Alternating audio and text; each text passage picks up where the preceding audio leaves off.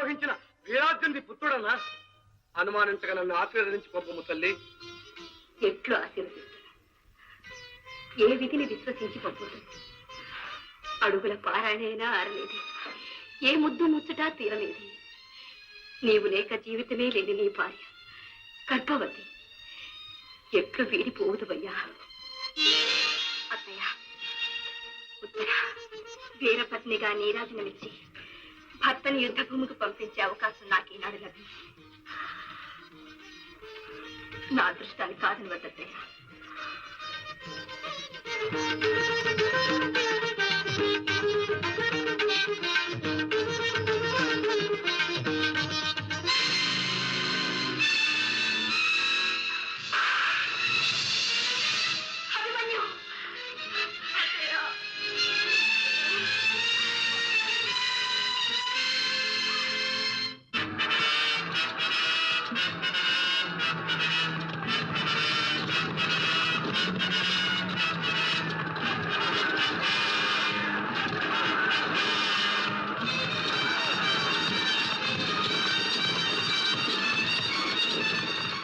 అభిమన్యు, తొలగము సైంధవ. సహదేవ, మీ సోదరులు నన్ను జయించి పద్మవ్యూహం దచ్చుట అసాధ్యము. రమ్ము భీమసేన, రమ్ము.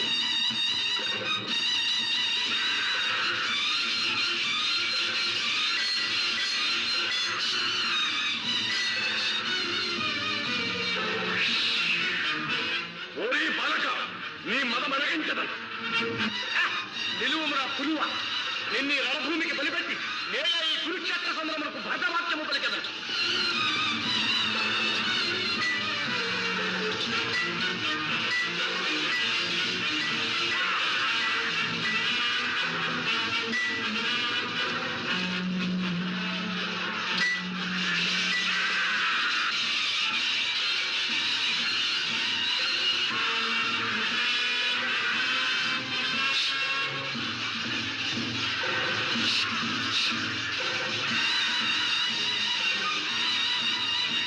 ఈ రోజు నేను శివవర ప్రసాదిని.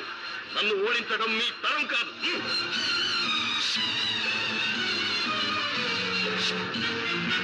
ఈ అభిమన్యుని ఓడించట కష్టసాధ్యముగానున్నదే. అర్జునుడినే మించిపోయాడు ఈ పిల్లపిడుగు. కాదు, పిల్లల పిడుగు. ఇప్పుడు మనం ఏమైనా చేయొచ్చు. వీరి చేతిలో మనందరి మరణము తథ్యం. ఆ వీరుని చేతిలో విల్లుండగా మనమేమీ చేయజాలం. అది సూమృతము శల్య. ఎటులైనను అతన్ని నిరాయుధుని చేసినట్టు అతి సులభముగా కర్తెచ్చవచ్చు. గాంధారరాజా, ఇది ఏ ఒక్కరికి సాధ్యము కాదు. పదుగురు కలిసి చేయవలసిన పని. అవును మిత్రమా.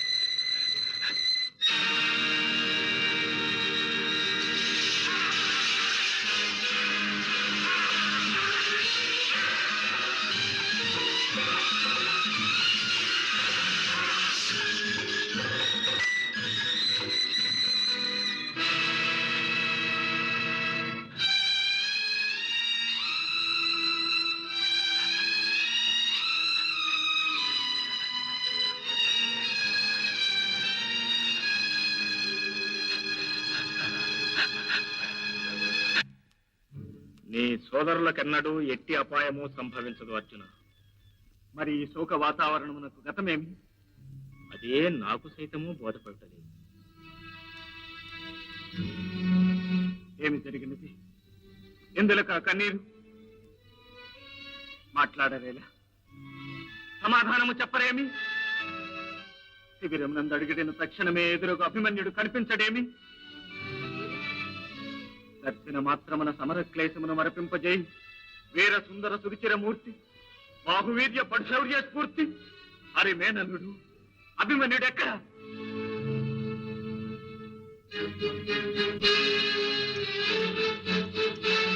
ఏమి భయంకరమో! ఈ నిశ్శబ్ద నిషేధిలో నా గుండెలు చలడిల్లుతున్నది, మనసు శంకాశంకులమవుతున్నది.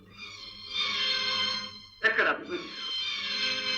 ఎక్కడ అభిమన్యు? అభిమన్యు! లేదు, మన అభిమన్యు ఇక లేడు. మనమెంత ఆక్రోశించినను వినిపించని స్వర్గమునకు నిర్గమించినట్లు. అన్నయ్య, ఏ కాలమునందేమి జరుగును, ఎవరి మనసునందే ఊహలుండును, సర్వము తెలిసిన త్రికాలవేదివే. నాకీ గర్భశోకము నేల కలిగించివయ్యా. పద్మవ్యూహమునందు తొచ్చుటే కాని తిరిగి వచ్చుట విననీకపోతివి కదా. నా బిడ్డ కృపాహీనులైన ఆ కౌరవుల కర్కశత్వమునకు బలైపోయినాడు. నా కంటి వెలుగు నశించింది, నా బ్రతుకి చీకటైపోయిందన్నయ్యా, చీకటైపోయింది. అమ్మా సుభద్ర, ఓరడే కాల పరిపాకమునకు ఎవరు కర్తలు? మమతానురాగములు మానుష బంధములు విడిచి నీ పుత్రుడు వీరస్వర్గం అలంకరించినాడు. నీవు వీరమాతవు, దుఃఖించరా. ఎవరు? నేను లేని తరుణమున అభిమన్యుని యుద్ధమునకు ప్రేరేపించినది ఎవరు?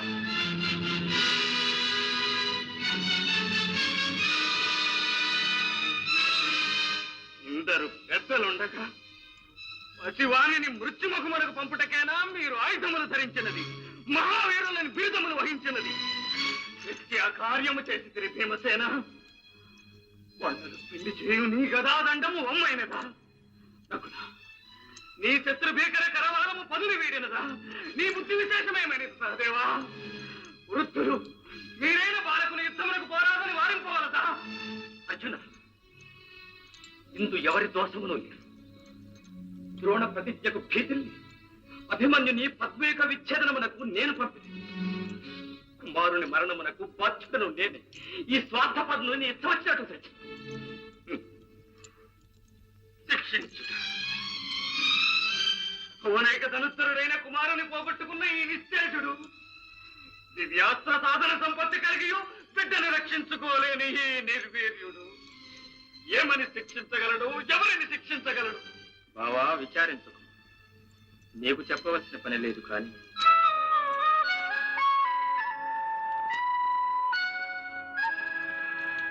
రాచబిడ్డకు మరణంబు రణమునందు తప్పదని నిర్ణయించిది ధర్మ విధులు. పలువురన్ జంపి చచ్చి వగవనేటికి నీ వంటి వాడు పార్థ.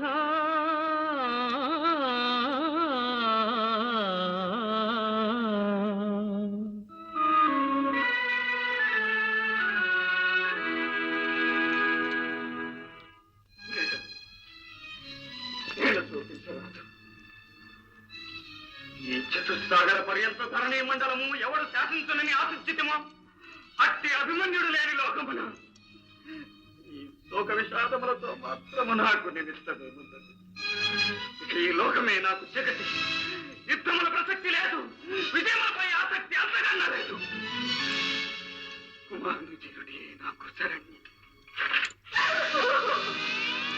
అభిమన్యు మన వంశాలంకారుడు, మన ఆశాభానుడు అస్తమించాడు. ఎంతటి దుర్మరణమునకు లోనైతివయ్యా. అదొకటి నిన్ను చుట్టుముట్టినప్పుడు ఎంత రోషించితివో. మా మహా రక్షించు తండ్రి, కాపాడుమని ఎంత ఘోషించితివో. లేదు, అటులన్నిటికీ నీ కొనుడు. నా బిడ్డ పౌరుషశాలి, అద్వితీయ పరాక్రముడు. నిక్కము ఒక్కానించితివి ఎదలో సిరుములేదో గుచ్చేసి పోతే